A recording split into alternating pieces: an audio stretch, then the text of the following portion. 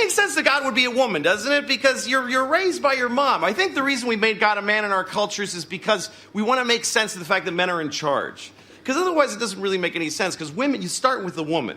It's the thing people like to ask, like, what comes first, the chicken or the egg? Of course it's the egg. Because you can't just make a chicken. You can't just go, chicken. You got to start with an egg and grow chicken. And then people say, oh, well, where did the egg come from? From a chicken, you idiot. But the point is, women birthed us, women raised us, so why aren't they running things? I think I know why. I think it's because millions of years ago, women were in charge, and they were mean, they were horrible. They made us walk around naked, and they'd laugh at you, and they'd flick your penis when you walk by. They were awful. But what could you do? It's your mom and her friends. Like, what could you possibly do about it? And then one guy punched his mom, and we were like, we can hit them. But that's why men are mean to women today, because we're terrified of them. I remember I was in a taxi, I think in New York, and the driver was Muslim, and there was a woman crossing in front of us, and he honked at her because she went after the light had turned, and she gave him the finger. And he said to me, do you know, in my country, if a woman show you this finger, I could get out, beat her to death, and if I drive by here a week later, she'd still just be laying there. Like nobody would even clean it up. Oh, Jesus Christ. I'm thinking of buying a goat. Because I want to have a trash can that I can make love to. So that's why I'm going to buy a goat. So I can have sex with a trash can. I can do that with a trash can I have now, but a goat has a vagina. That makes it a lot better. I don't care that you're upset. I'm still getting the goat.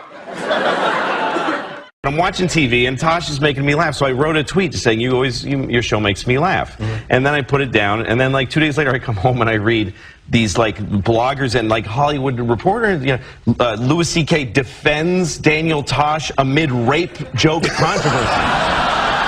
I had no idea. He got in trouble for making some jokes about rape, and I didn't know about it. And so I'm a defender of rape. That's what everybody says now. And I've read all this stuff like, shame on you, Louis C.K., and I'll never watch your show. You're a rape apologist. I've been called a rape apologist because I said hi to a guy. Because I said, hey, nice show to a guy who everybody was mad at. So you really got, you know the lesson here.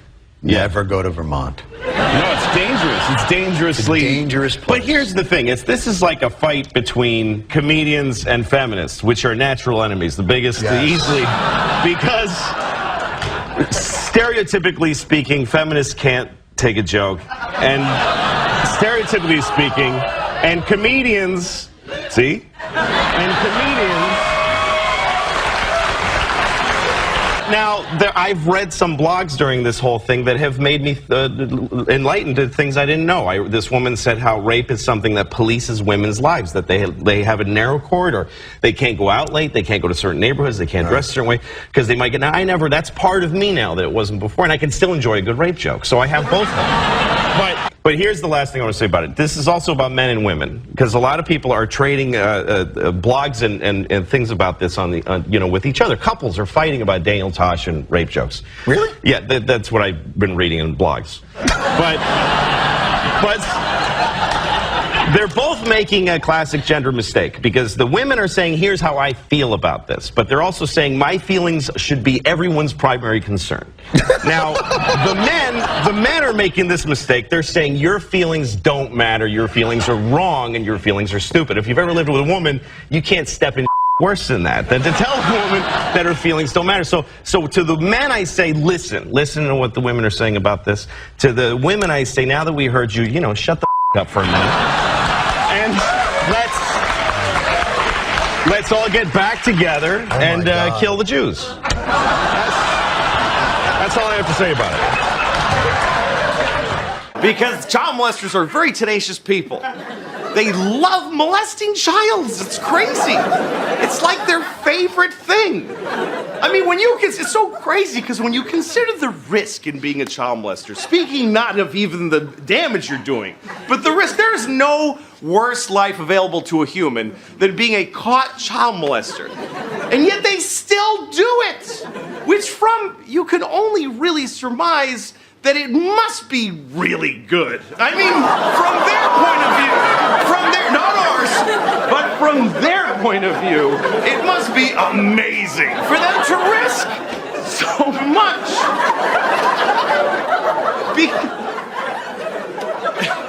How do you think I feel? It's my last show, probably. Because I love old ladies. I really do. I connect with old ladies because they don't care. They say whatever. The filter comes off around 72. 8-year-old boys and old ladies have the same sense of propriety.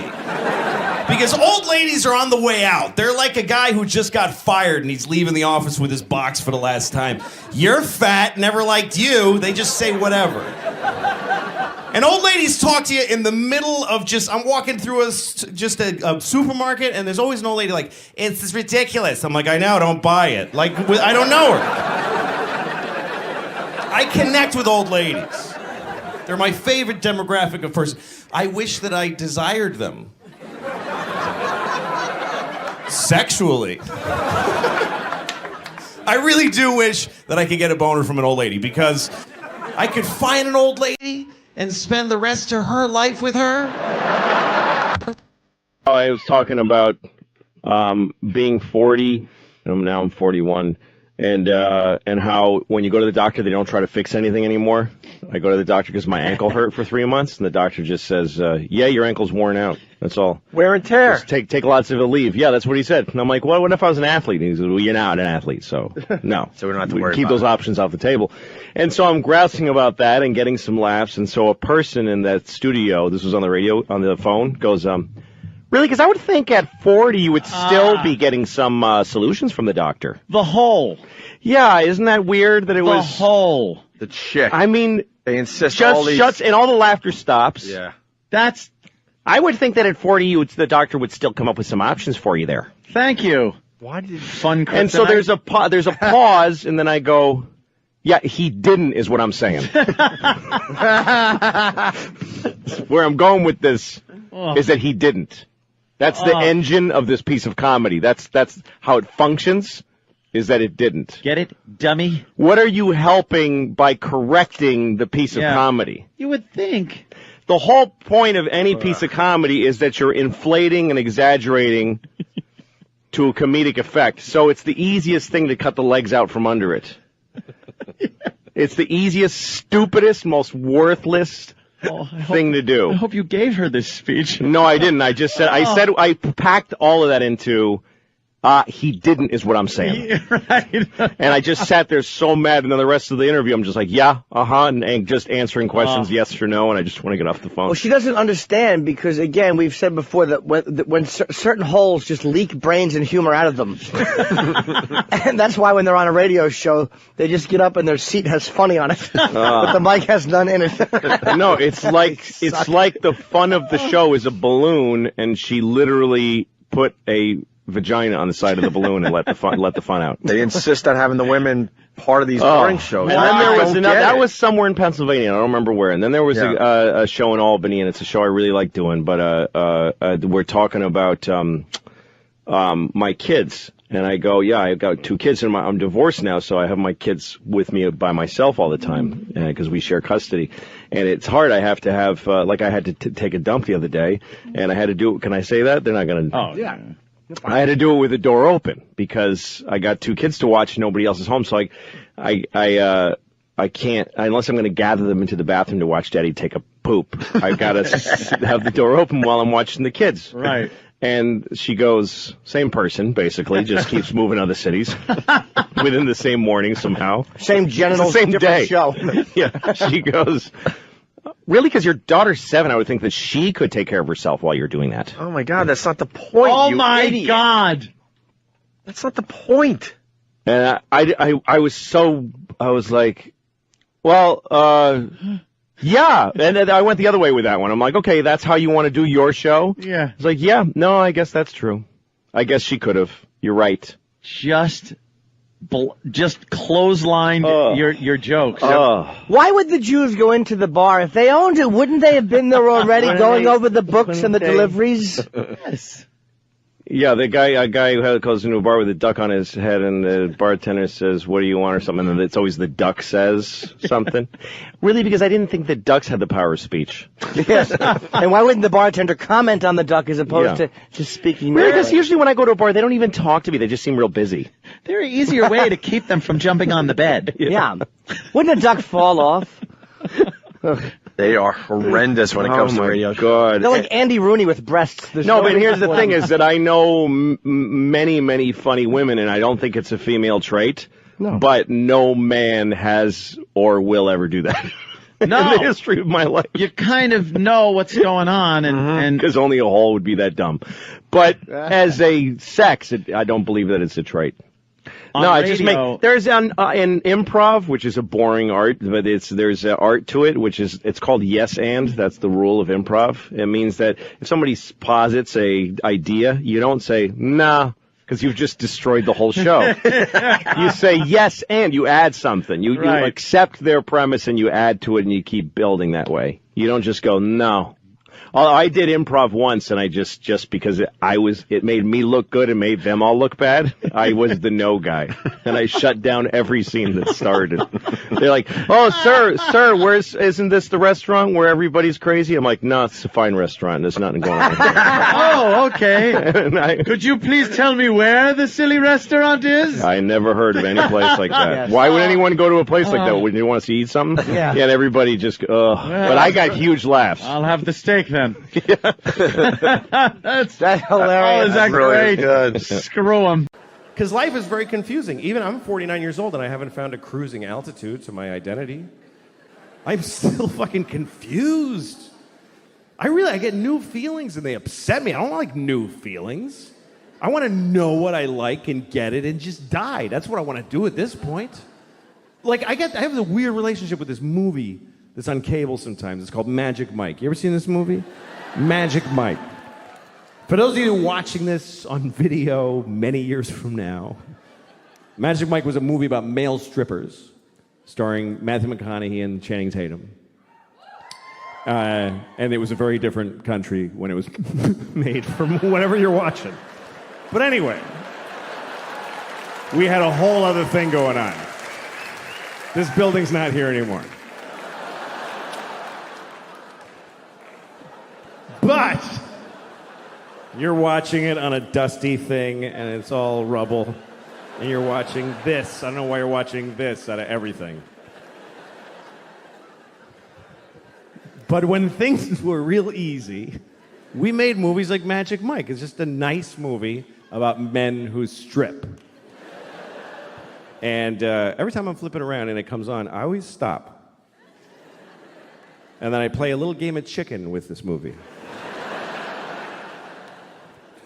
I stop because it's a good movie. It's well made, directed by Steven Soderbergh, good director.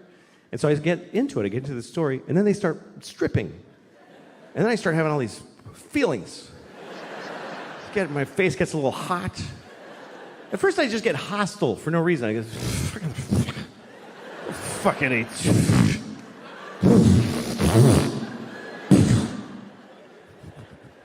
But then there's one part of the movie that I like. I have a favorite part of Magic Mike. So I always stick around for that part. It's the part where Matthew McConaughey, he's wearing leather pants, no shirt, and he goes, "The law says you cannot touch, but I think I see a lot of lawbreakers out there." like it's that.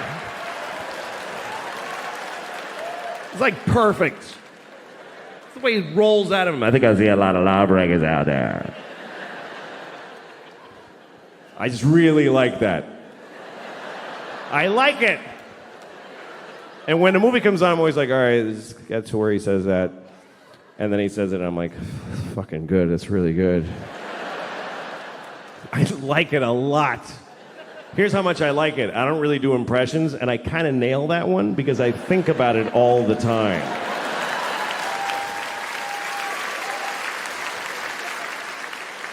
I'm walking around my house like, Law says you can't touch.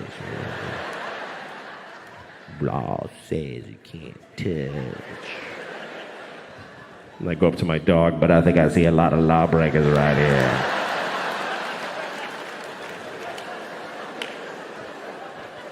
like that part. And then after he says it, all these strippers come on, Matthew McConaughey, all these strippers, Channing Tatum comes out, fucking...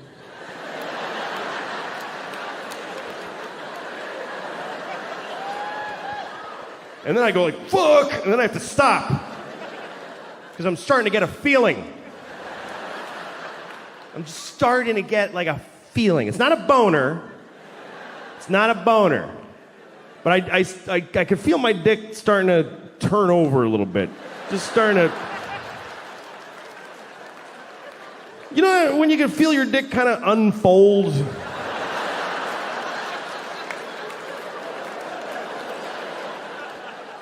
It's like a pool toy that's been blowing up for a while. The wrinkles are starting to come out. It's taking shape. Like...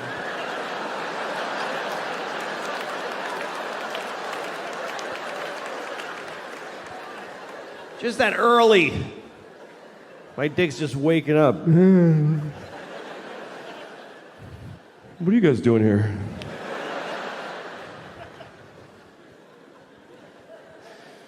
Anyway, I've never watched the whole movie. I've never seen Magic Mike in its entirety because I don't want to see it. I don't want to see the end of Magic Mike. I know what the end of Magic Mike is. I'm pretty sure that the end of Magic Mike is that I'm gay.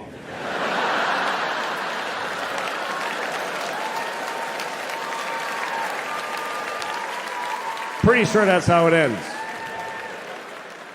I don't want to see the ending. I want to stay like this. You know why? Because I'm 49 years old. I don't want to enter the gay community now. This is not the version of me that's going to have an awesome time as the new gay guy. So fuck that. And that's my right, by the way, because that's about me. That is my life. I would never discriminate against another person for being gay. I wouldn't dream of it, but I have every right to oppress and discriminate against my own possible budding homosexuality. That's mine to just violently push down. Like it's a dude I'm trying to make blow me right now.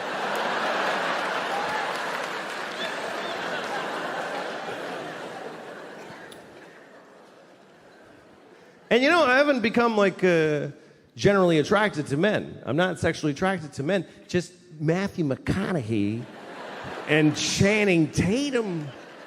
Those two guys? Fuck. Seriously. Matthew with his like leathery skin, he's like, just fucking sexy.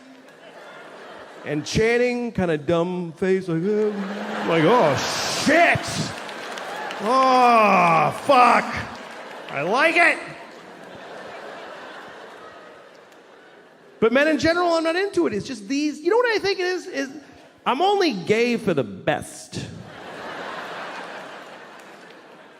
I'm top shelf gay.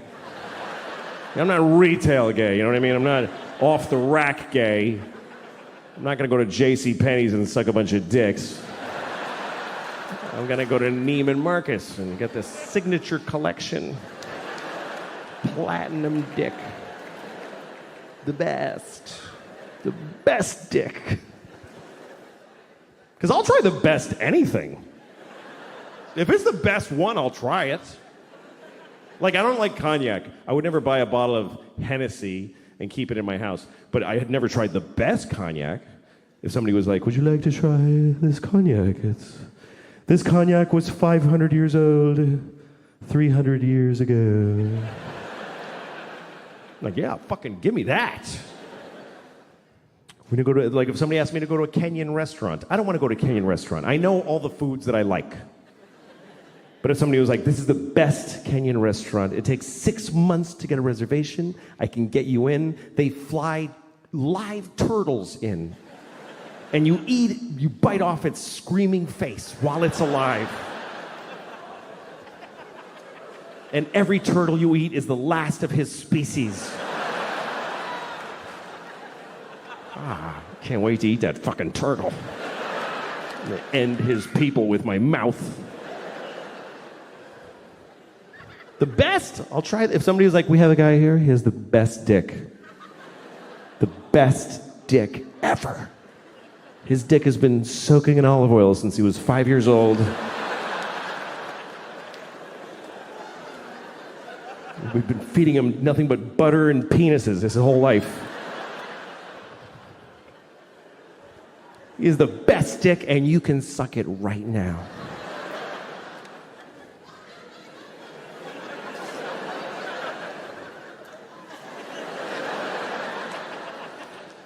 Well, let me see it.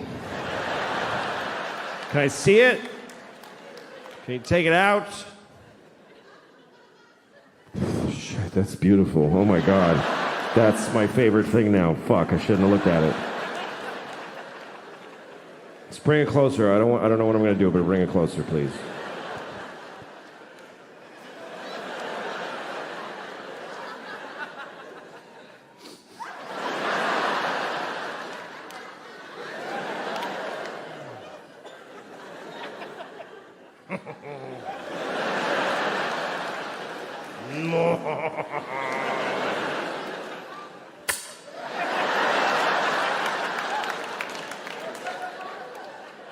I think at that point you put it in your mouth, right?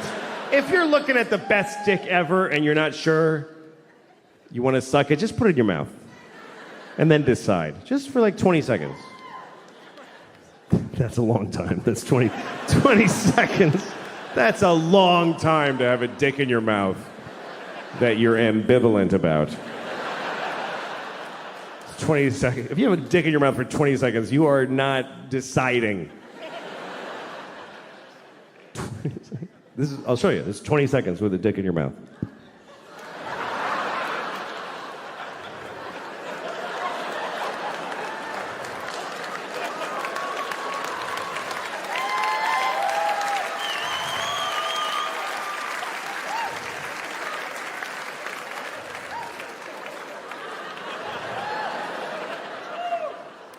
Nah. Yeah. I decided not to suck that dick. That's been in my mouth all day.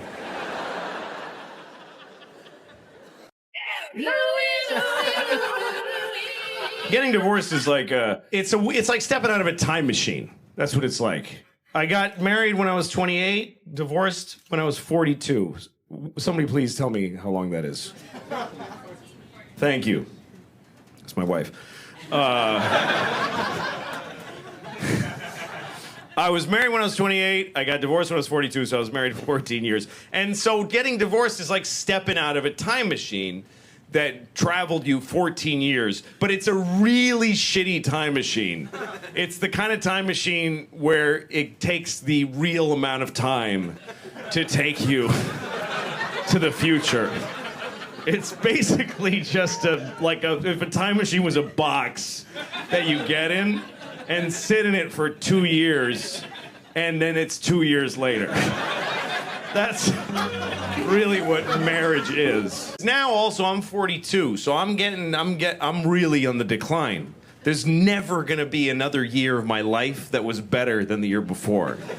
That's never gonna happen again. I've seen my best years.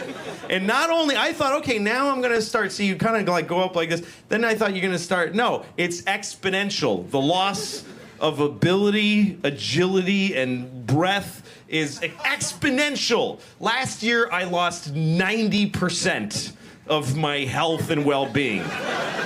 So I had 10% of what I did the year before. Now this year, I've lost 90% of that 10%. So now I have 10, you understand what exponential means.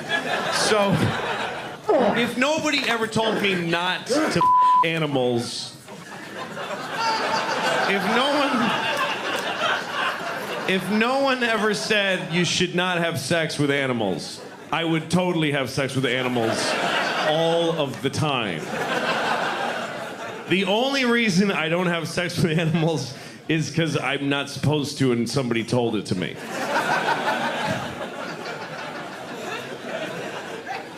I would totally have sex with most monkeys, probably. Why not? No, you know what? I wouldn't, for one reason, because I think it would be rape. I don't think any animal is attracted to any human being.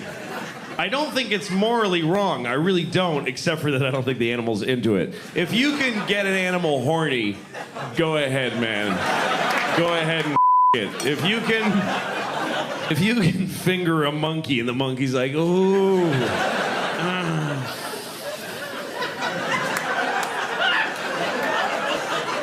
Get in there, man. You earned it. You earned it. I really think if there was...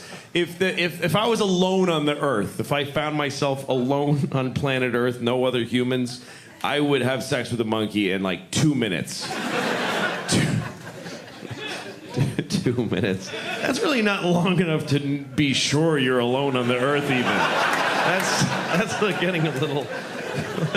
I walk outside, there's not much traffic. Oh my God, it's just me. I'm gonna have sex with a monkey right now.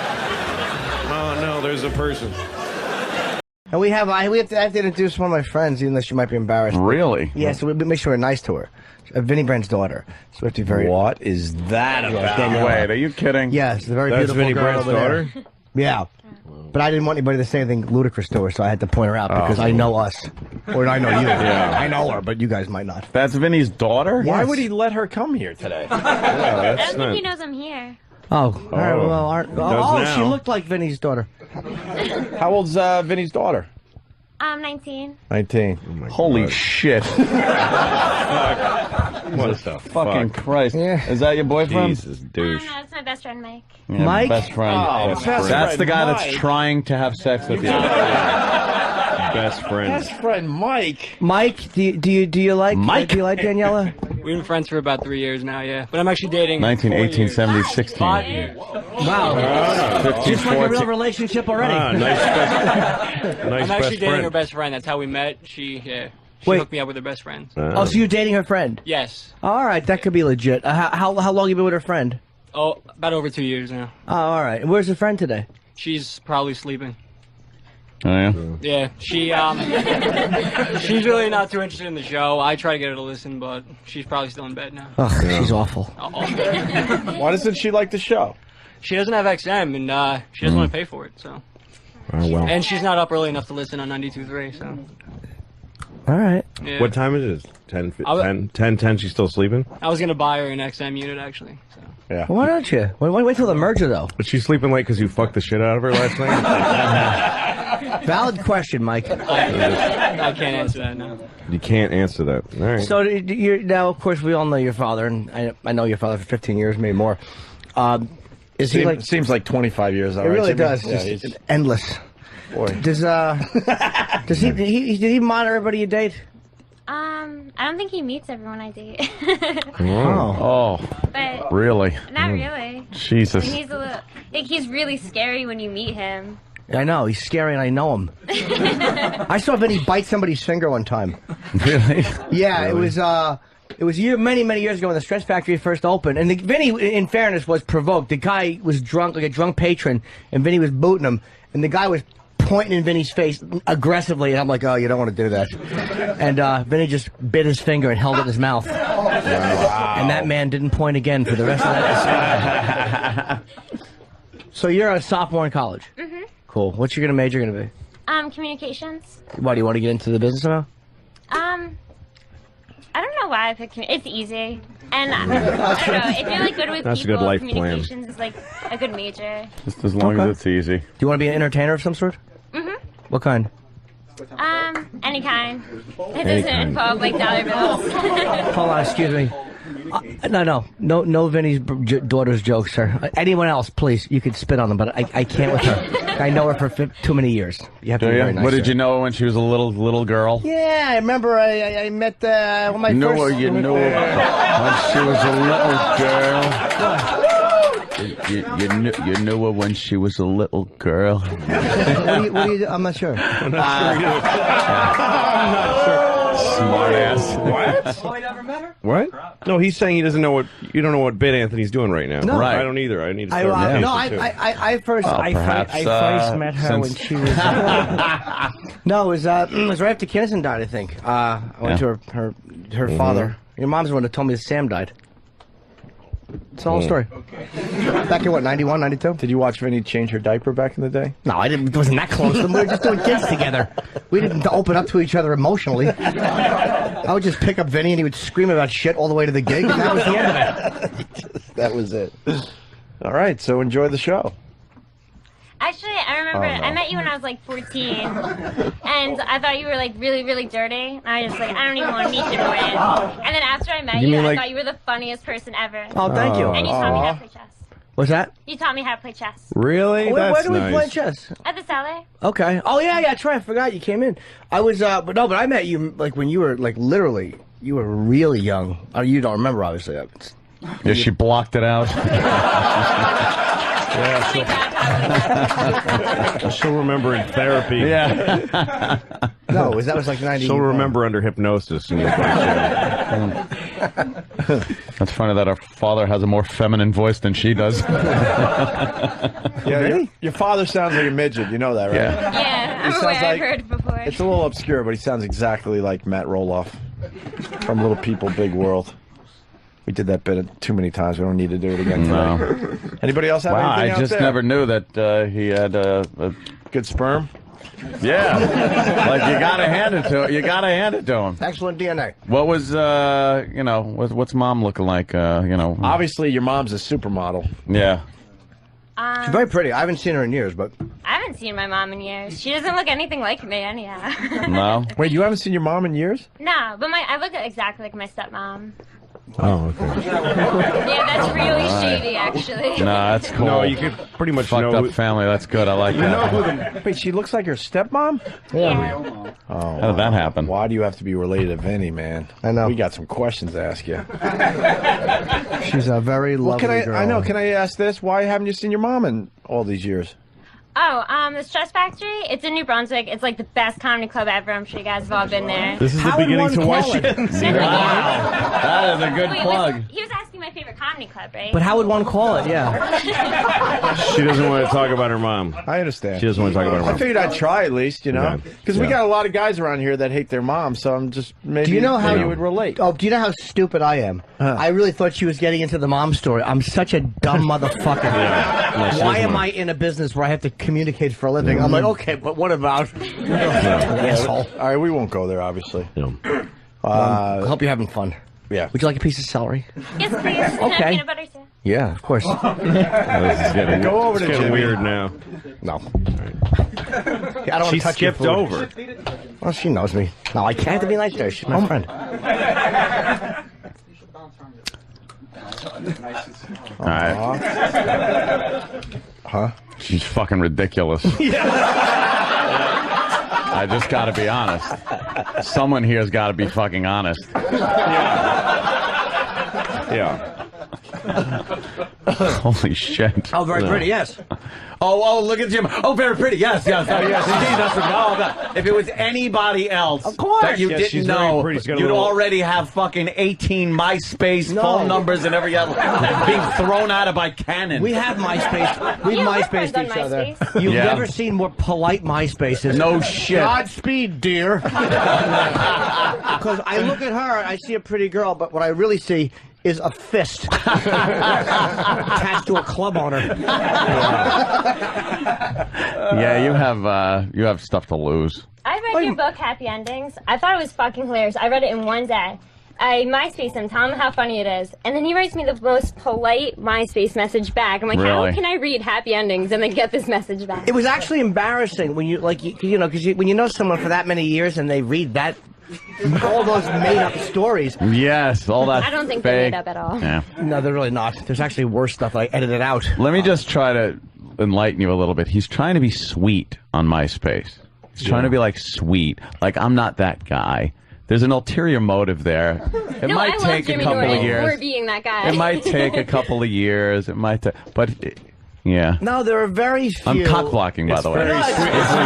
This is pure, just cock blocking. You can hire 10 of Louis' relatives to build the wall if you want. That's a block. That's perfectly acceptable. This is really sweet. Yeah. This is really sweet to see. We must really like Vinny because we're all dying. This is the most. We're dying to say. I could give a awful shit things. about Vinnie Brown. I don't care. I'm being honest. That's all. That's all I said. I'm only restraining myself for Jim's benefit because he seems to, because he has a. Fuck Jim Norton. Yeah, no, but Cares about option. that. he has. He's putting this girl in a very sweet light with a little bow in her hair and a whole, skipping down the road with a lollipop. Yeah. But she likes the dirty Jim Norton. Right. No, it's very nice. It's a sweet thing. What was your favorite part of Jimmy's book? Was there one story that when he stood talked out? about his girlfriend and he wrote her that letter that he thought was like romantic for some reason, but it was basically saying how he wanted to kill her, and then he was really surprised when she was upset. Yeah, Pumpkin, a love story. It's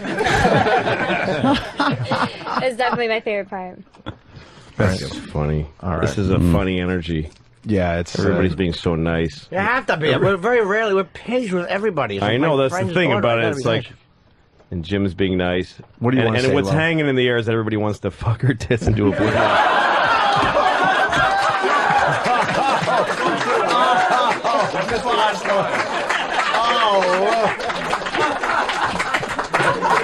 I'm sorry.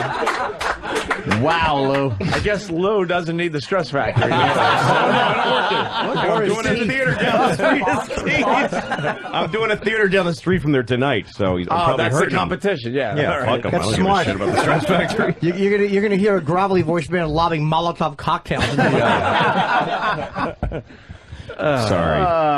It's the Opie and Anthony show. What can I do? Should we have her sit back down Yeah, I before feel like it gets I'm ruining ugly? your show by making it cool. Not at all. Bounce, bounce, bounce, bounce.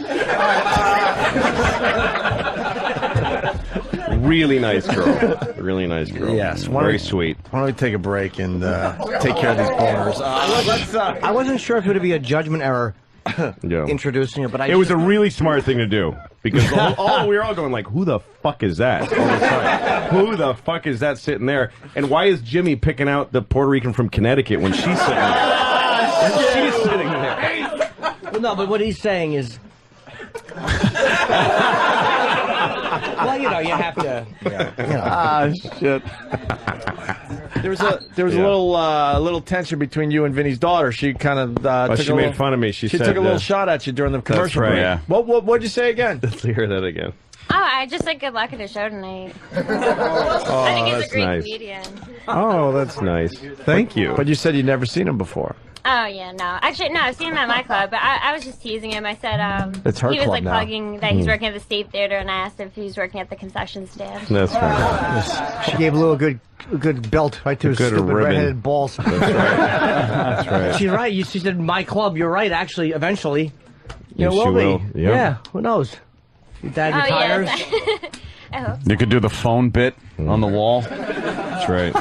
that's funny. I want to buy the club, and then I want to just sit Vinny down and pour gas on the phone and set it on fire in front of him and go, now what? And then sell it back to him. I don't think life is that important. It's just not. It is not. People get too excited about life. Oh, life. Fuck you. It's not that. It's. Make a list of every shitty thing ever that's in life. Life is okay. I like life. I like it. I don't need it. I'd be fine without it. I like life, though. I do. You know how much I like life? I have never killed myself. That's how much I like it. That's exactly how much I like it, with a razor-thin margin. I like it precisely enough to not kill myself. It's an option, though. It's totally an option. I mean, I'm 49. I have 2 kids. I've flipped through the brochure a few times. I've thought of killing myself just to win an argument. You're not supposed to talk about suicide. Even to your shrink. You ever go to a shrink and they're like, have you had thoughts of suicide? And you're like, no, because if I say yes, you'll press a button and folks will run in and hold them down. But you should be able to talk about it. It's the whole, the whole world is just made of people who didn't kill themselves today. That's who's here. Is all of us that went, okay, I'll fucking keep doing it. It's because it's an interesting thing about life. Life can get very difficult, very sad, very upsetting, but you don't have to do it. You really don't have to do it. You don't have to do anything. You never have to do anything because you can kill yourself. If they send you a letter from motor vehicles, you have to come in and, no, I don't. I'll kill myself. You can do that. You can do that once. But you can do it.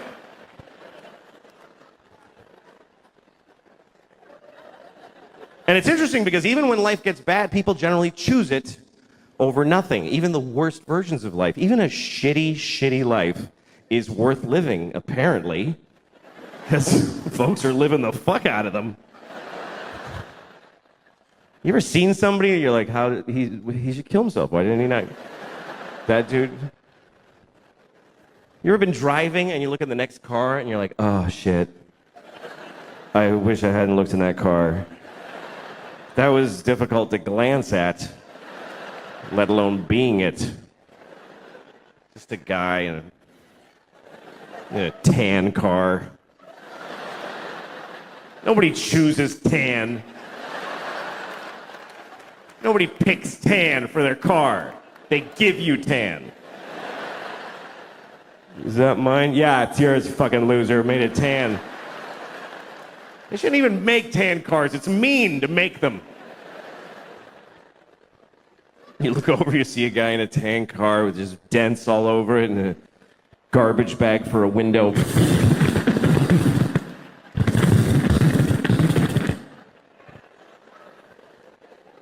What is holding up his suicide? What is delaying it? What is keeping him from stopping being that? And what would it take? What would it take? What would it take? Both windows are garbage bags? Is that...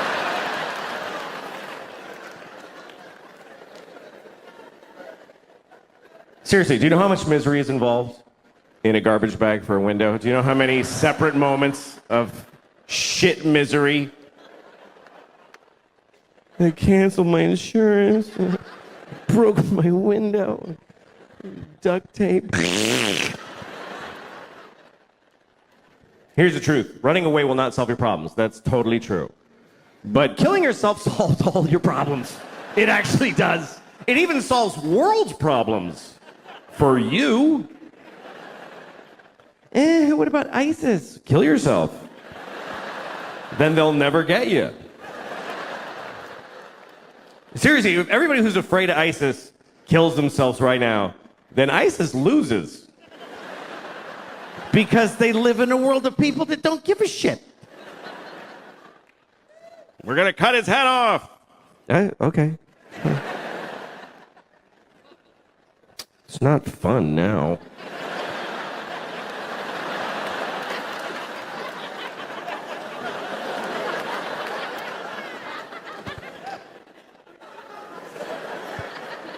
I think the worst part of being beheaded is... The worst thing about being beheaded is that you look really dumb right after. That's the worst part. They go like that, and you're like...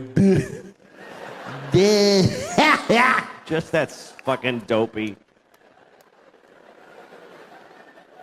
I don't think they like beheading bald people because they can't do this thing. That's the best part. They gotta go like this. It's not as cool. So just shave the top of your head and you won't have to worry about it. Everybody has a competition in their brain of good thoughts and bad thoughts. Hopefully the good thoughts win.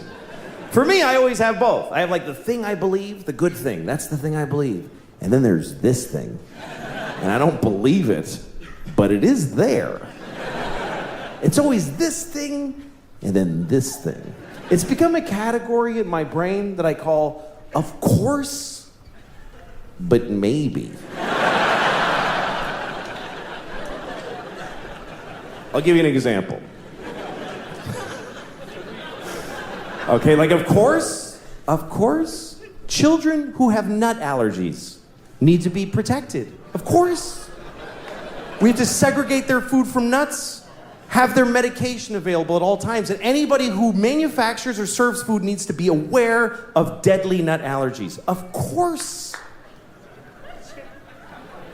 But maybe if touching a nut kills you, you're supposed to die.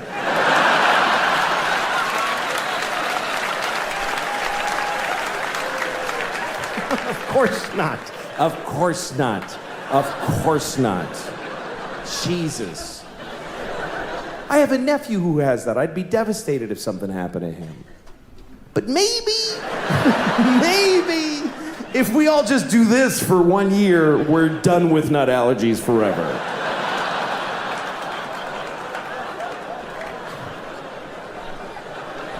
No, of course not.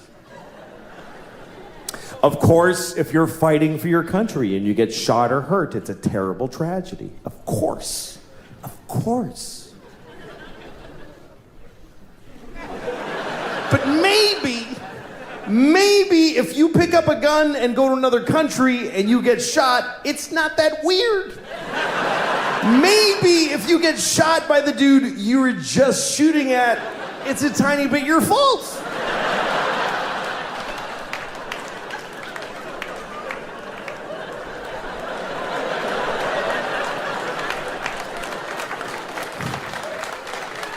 Of course, slavery is the worst thing that ever happened.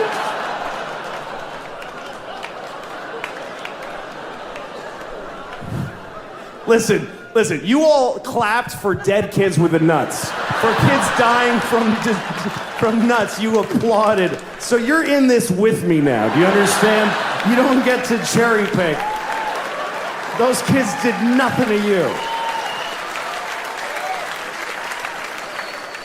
Of course, slavery is the worst thing that ever happened. Of course it is. Every time it's happened. Black people in America, Jews in Egypt, every time a whole race of people has been enslaved, it's a terrible, horrible thing. Of course. But maybe every incredible human achievement in history was done with slaves. Every single thing where you go, how did they build those pyramids? They just threw human death and suffering at them until they were finished. How did we traverse the nation with a railroad so quickly? We just threw Chinese people in caves and blew them up and didn't give a shit what happened to them. There's no end to what you can do when you don't give a fuck about particular people. You can do anything. That's where human greatness comes from, is that we're shitty people, that we fuck others over. Even today, how do we have this amazing microtechnology? Because the factory where they're making these, they jump off the fucking roof because it's a nightmare in there. You really have a choice. You can have candles and horses and be a little kinder to each other, or let someone suffer immeasurably far away just so you can leave a mean comment on YouTube while you're taking a shit. Dream analyzer. No, you're not. I dreamt I was flying. All dreams mean the same thing. It's the Jews trying to control your mind. That's what every dream is. Every dream is that. But I'm tired because it was exhausting. It was just exhausting. Yeah. Nightmares are exciting. They're fun. I love having nightmares. The scarier, the better. You wake up, you're like, holy fuck. But it's like you were in some cool movie. And then you're up and everything's fine. You had...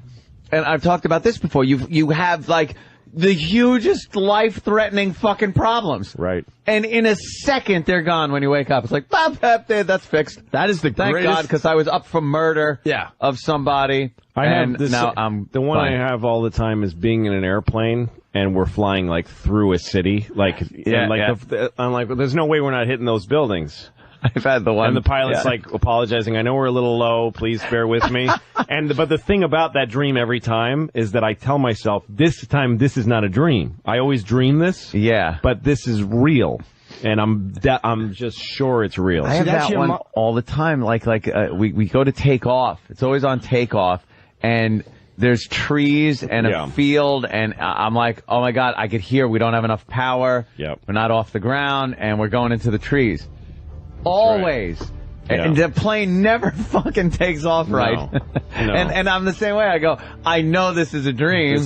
But every time it happens, like, holy shit, why the fuck? That's your mind telling you. It's a symbolic of being afraid that your plane is going to hit something. But that's abstract. You really go deep. Anthony's onto something, though. When you wake up from a horrific dream where you think you're going to prison for life, I don't know, whatever it is, and you wake up and realize it was just a dream, it is the greatest feeling ever. That's the biggest one I have all the time is I'm just hanging out, and then it hits me, and my memory goes, wait a minute. I fucking helped people kill somebody. Well, that's what I always have a dream that I murdered people. Yeah, and that they're buried somewhere. Like someone. I'm in a room and they're knocking on the door to make me pay for my murders. Really? And I'm like, that's it. This is the end. See, I don't get that. I get the one where I've killed somebody, and they're after years they're on to me. Like the cops are starting to come to the door and go, "We found something," and then I'm like, and I start thinking, I'm gonna fucking be in prison for my whole life because I did do this. I'm like, I did it. And then you wake up and go, good. I dreamt that I was driving a bus. I drove a bus into a crowded intersection and plowed down about 40 people and killed them. Fantastic. And then everybody was at the bus windows, banging on the windows, trying to get in at me. That's actually what I jerk off to. And then I woke up and thought, oh, thank God. I dreamt the other day, and this is the truth, and I actually talked about this in therapy. Yeah. I dreamt that my mother walked into my room, but the room I live in now, and took a cat litter box full of cat shit and dumped it into the trash in my bathroom. And I said, don't do that. Don't leave that in here. And she belligerently dumped the cat shit into my fucking bathroom garbage can and then walked out. Wow. What does that mean? I don't know. I actually dreamt Hopefully it means something, not just I don't want mom dumping cat shit. I actually dreamt the other night. I have a friend who doesn't talk to me anymore. Like, I have a friend who broke up with me. Why? I don't know. Like, I wrote him an email saying, I'm not sure what happened, but I miss your friendship. And he never wrote back. He just doesn't talk to me anymore. And I had this dream the other night that I was at his father's funeral. I don't think his father is really dead, but that he's Jewish, and that at Jewish funeral, his father gets put into a giant garlic, a big head of garlic, clove of garlic, head, whatever. A big giant head of garlic, and that he wanted me to carry this big head of garlic to the funeral. Means a lot to the Jewish people. But it wasn't part. He's like, I just need you to carry it to the thing and then stop, and then we'll take it from there. Like, I was just carrying his dead father in a giant garlic as a favor, and he wouldn't even. I'm trying to make small talk with him. He wouldn't even talk to me while I'm doing it. And then at one point he's like, okay, that's far enough. Like, because I'm not Jewish, he wouldn't let me come the rest of the way. Well, selfish. You're Maybe you're sad garlic. about his father being dead. You're thinking it's about you. That's Maybe right. he's fucking sad that the man who raised him is now in a garlic head being carried by a fucking redheaded creep. So maybe he should have fucking snotty Jew. Who gives a shit? But wait, no, wait. That's the oddest thing too. When dead people show up in your dreams, and stuff, and you hang out. Like, my father occasionally pops into my dreams. That's real, by the way. And then you're like, that's real stuff. You're like hanging out and talking. It's like, hey, you don't even think twice about it. And then you wake up and go, ew, that was creepy. He's been dead. He's still alive in your dreams. Oh, is that it? Yeah, there's actual communication going on. Oh, is it? Yeah, if you read a book or two on near-death experience. How come it's usually hanging out talking and not driving drunk in his pickup truck with me in the passenger seat, scared shitless? What is he saying to you in the dreams? Nothing. They're it's like people, Anthony. It's small Don't talk. hate them that much. They're people. No, he wouldn't say that. No, you must. In anyone's wildest dreams. He's making sure you carry the torch for the Kumias. Yes. Do not forget the lessons I taught you when you were 5 years old. Or you just wanted to go outside and play. Well, this guy says, Tom and Philly, I had a dream that the show I listened to 5 hours a day once pretended to drop bra bombs on a TV station. What a nightmare. Then he woke up and realized, we never did that. Yeah. I'll never bring that up. And then you get Thomas from Dallas.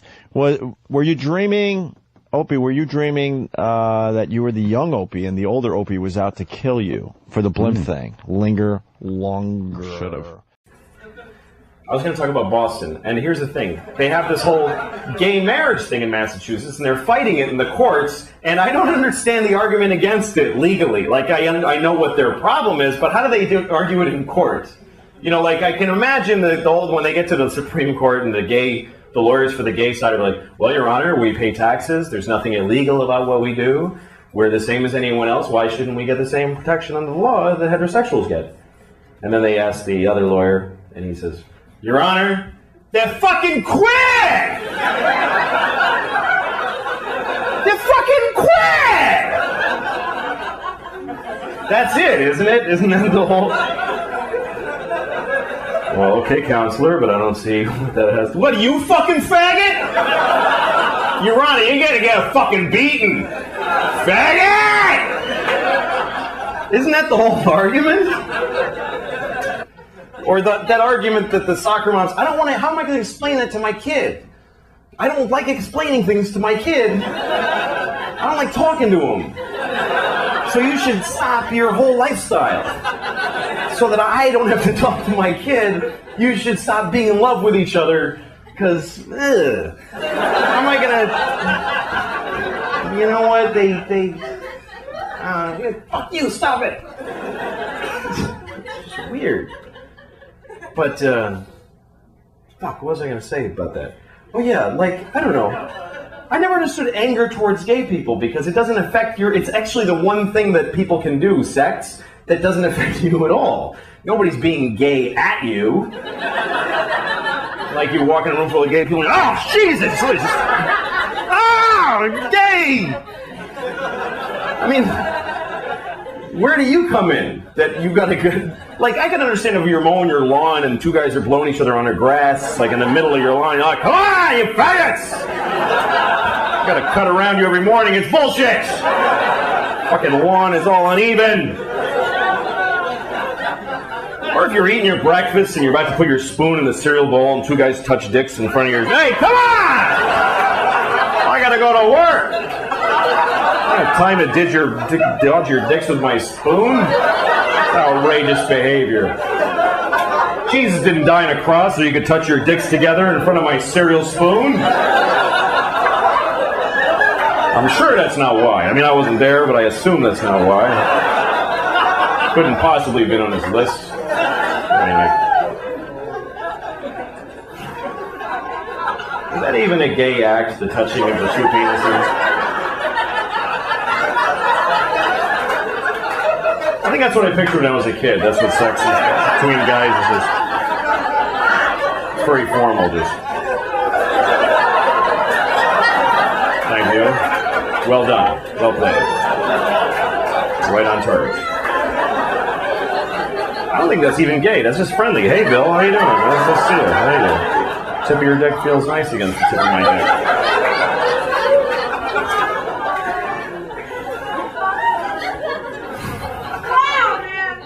I know, right? All right, what happened on the plane? Well, flight attendants. You're going to want to kill the kid and the parents. Massachusetts couple. Think Air Tran Airways went overboard by treating their crying 3-year-old daughter in much the same way. But the parents said they just needed a little more time to calm her down. Get her in the There's seat. the problem. Get her in the seat. Get her in the fucking seat. Just take her physically and put her in the fucking seat. Pick her up, grab her by the hair. Yeah. But they had just visited her Grammy, the Grammy. Yeah. So I guess she was upset with leaving Grammy. Who cares? She was removed because she was climbing under the seat and hitting her parents and wouldn't get in her seat. Put her in the seat physically. Get in the fucking seat. Well, you gotta calm her down, don't you? What? Don't you have to calm her down? Yeah, but the thing is that they're just shitty travelers. Right. There's a whole system to put it. I've traveled with 2 kids. I've got a 2-year-old and a 5-year-old, and we travel with them all the time. Oh. And you got to get your shit put away fast, so that you have time to calm your... They're just fucking assholes. They don't know. They're just like those people that... like, you know when you see on an airplane where, like, you're starting a taxi and a guy just gets up like a cunt, just stands up and goes in the overhead, and the plane stops and you hear, we need everyone to sit down. It's usually a fucking Hasid, by the way, who just looks at the front of the plane like, what? They're just going to get my money. No, so these people are just incompetent. I mean, Look, I don't believe in people that hate babies on flights. I think are assholes. Like when my baby is crying and people like crane their necks to look back. Yeah. Like, could you turn off that machine that makes that noise? I fucking looked them in the face, like, please actually say something so I can piss in your mouth. Because it's a fucking child, you fucking piece of shit. We're taxiing.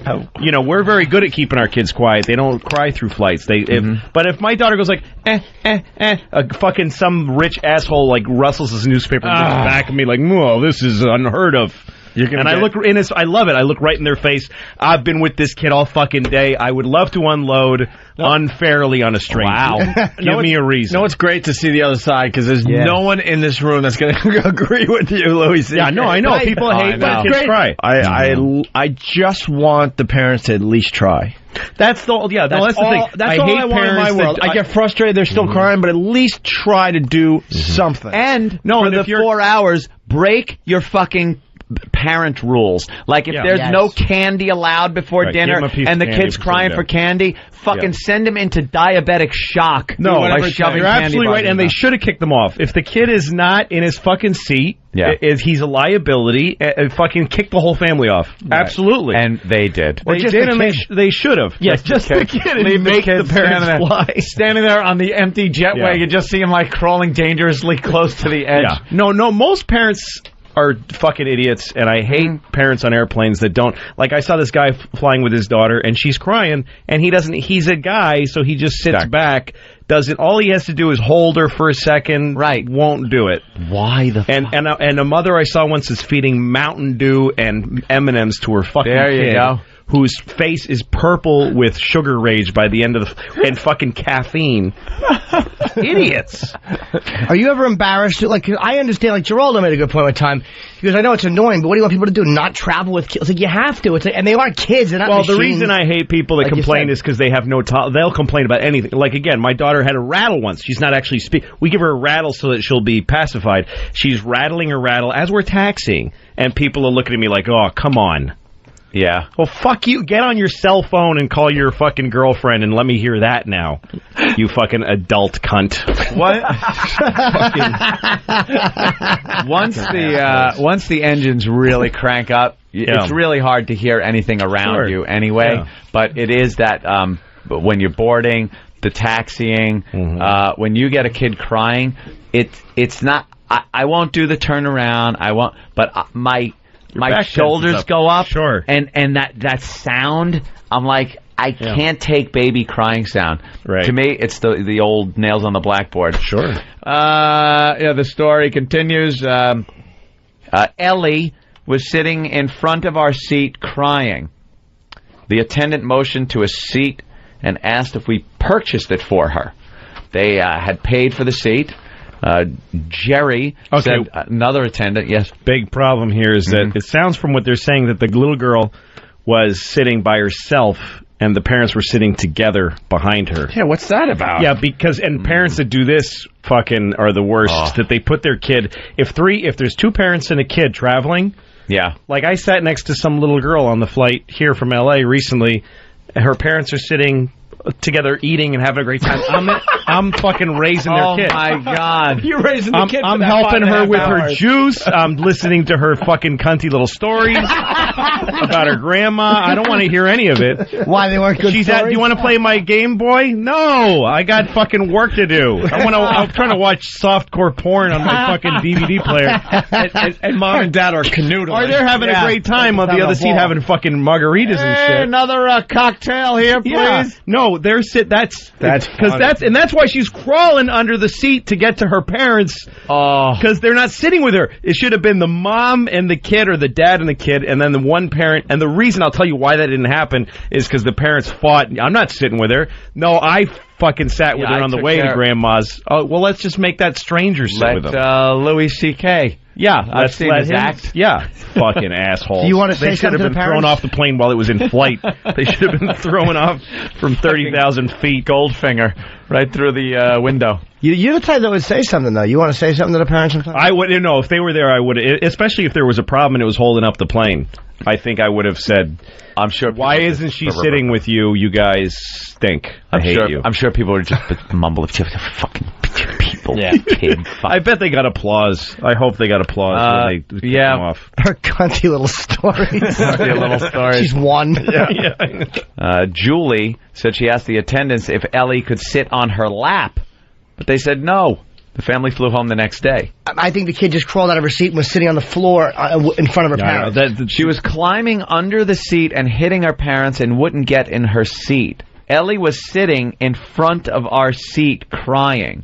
Oh, so you're saying she's sitting on the floor? Maybe she was on the floor, like where you put your little fucking. I'm sticking. I am enjoying my anger. I'm sticking. Yeah, with you stick with your story. It makes it a lot more fun. Well, get this. The family flew home the next day. The Orlando-based carrier reimbursed the family about $600, the cost of the 3 tickets, and offered them 3 round-trip tickets anywhere the airline flies. But it's too little, too late for the Kulsas. The father said they would never fly Air Tran again. What you a shouldn't shame. have the first time. Let's go to Joe in Jersey. Joe. Hey. How's it going, guys?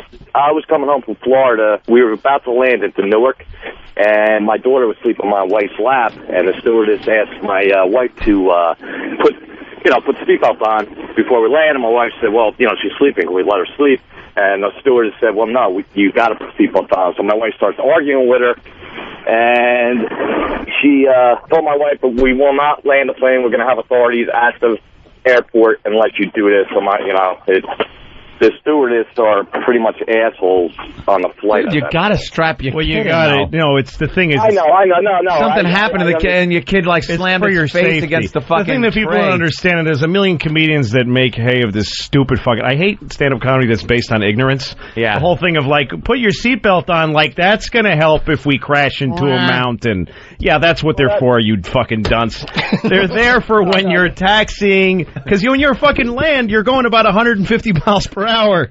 Louis C.K. ruins bit for hundreds of hack comics. Film at 11. If the plane wheel hits a chuck hole in the runway or something, your head could go slamming into. And the reason they put the seat goes up. So, sir, it's important. It's a federal fucking regulation. If something happened to your kid, the flight attendant would be run out on a rail and sued and everything. Jesus, lucky goody two shoes. We gotta call that show.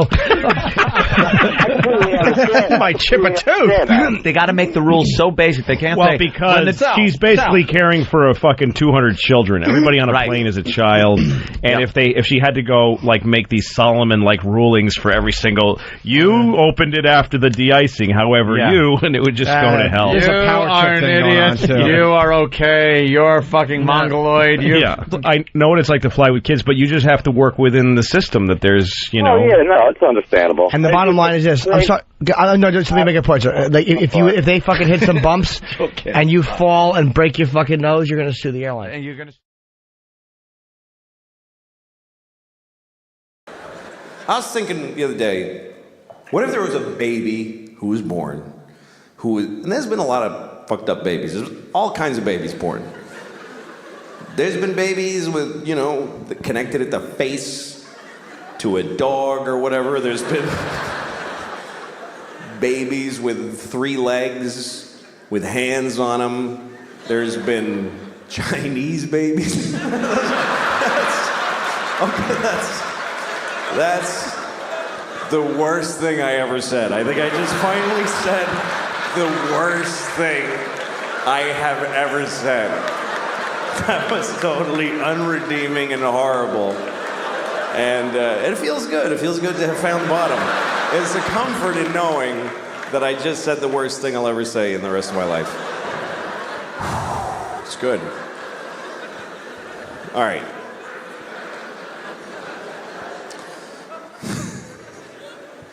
Yeah, I'm not a good guy. I am not. I wish I was a good guy. I like the idea of being a good guy. Sometimes I have an opportunity to be a good guy, but then I don't necessarily do it. place. Having a lacy rope scraping your anus. Just looks so painful. Girls are allowed to do, or like they could do shit that guys just could not fucking deal with. And they never get mud spots. Yeah. Well, maybe no they do. mud. Maybe they do. Well, I don't know. I don't inspect it. If they push a half a log out through a thong, it splits like a fucking like a cheese cutter. velociraptor's foot. It looks like a slee stack foot. A log when it shits through a tight thong. Do you think it would curl at the ends too, like an exploded cigar?